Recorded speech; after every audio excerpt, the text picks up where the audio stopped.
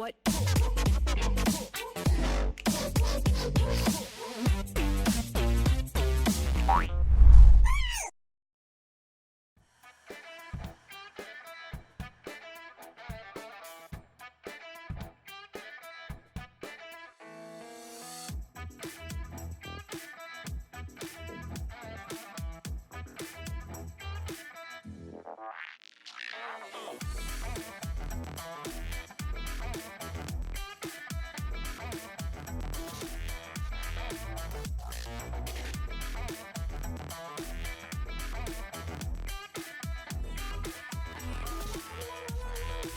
They did not take much time off in between the splits here, so junglers going to run into each other here as Clid will find Malrong in the brush. Up a level, but still going for the flash forward, wants to go for the kill. And they punish Clid here. Malrong still with that flash. He's gonna go for the rise instead. Lots of damage coming out here, but now Clid has his flag and drag back, and now Malrong returning for a follow-up gank here. But here's Clid again. We'll be able to get that knock-up onto Khan, and there's the big root. First blood will come in for Jinair. But Malrong is here again for the counter gank. In comes Clid. Let's see if they can turn this one around, though. A lot of damage already coming out. And take a look at that. Mata's already down as Malrong just there to help out. But now we got Grace up against Faker once again. A lot of damage coming in. Faker looking for it, but has to ultimate away. I would say overall, bit of a misjudgment there. Grace goes in. Oh, he's got Malrong here too, and now Faker's low. Trying to make it work, but Grace already had that ultimate. Malrong. Patience on the Rift Tower's pretty long, so it's still leashed. Still leashed here. It's going to come down to a smite fight. Getting pretty low. Nobody wants to make that first move, but now Jinair coming on in. It looks like the Rift Herald's going SKT, but Nico flashing in. Vada's going to be the first one to go down. And SKT are going to be routed, but you can see that Clid with the blowing item point, but only a single kill. You'll take this one for one if you're SKT. I knew we were going to see the big commitments here by Malrong and everybody to just get on in there. Even the flash from Linderong. And at the end of the day, to just net yourself the one kill, you can see Faker gets away, Clid gets away. It's contenders really to the top that need to show they're not pretenders, and they can force SKT to change. Got a little skirmish up here on the top side as Faker and Clid very confident to start this one off, but now Faker gonna get flashed on and dunked here by Grace, who's doing it all alone.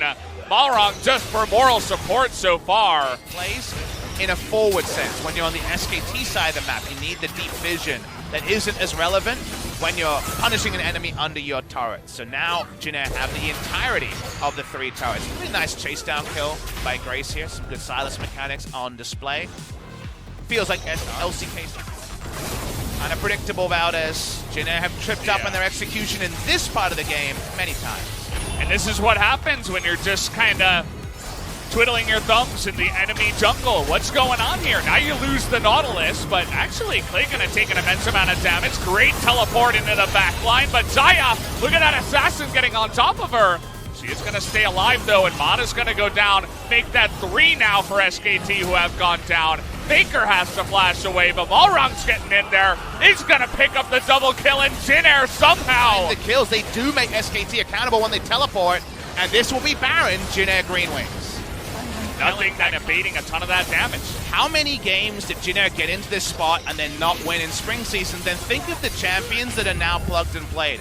Nautilus, Nico, hard crowd control, AoE in both. As it starts, Clid goes in to try to be a frontliner. No one can back him up.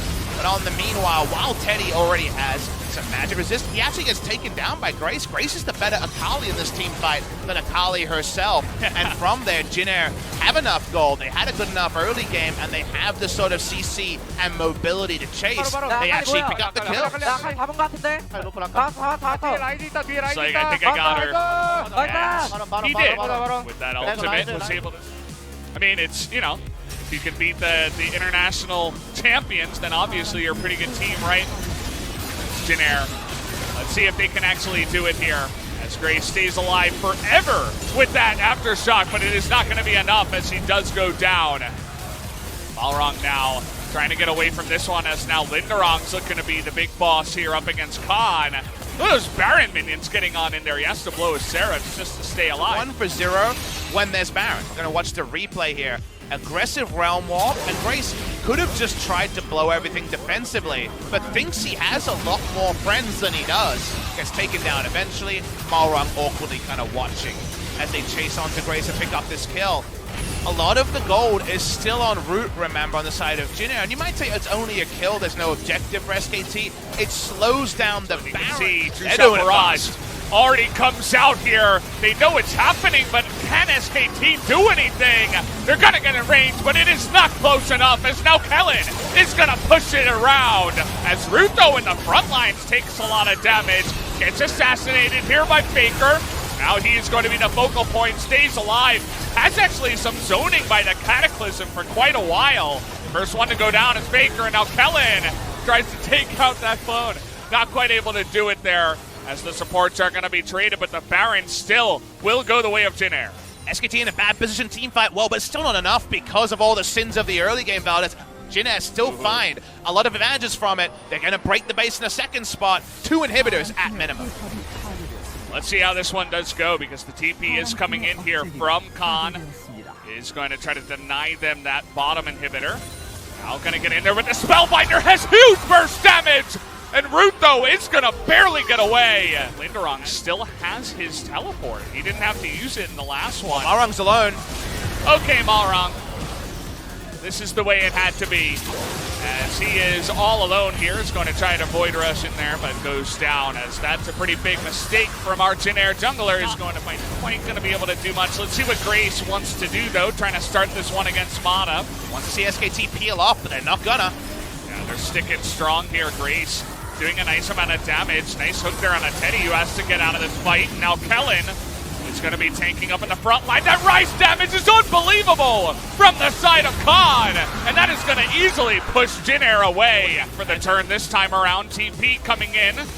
The Baron is getting low, and they're not pulling off of it, actually. Kellen going to nearly get blown up. Here comes Linderong from behind, and a huge Pop Blossom in that one, but do they have the damage as Khan is going to go down, but so does Grace and Kellen and Linderong, and now SKT can just turn it back, and there's the fight from Clid.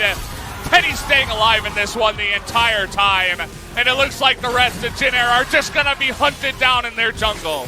5v5 ends up being exactly what SKT needed.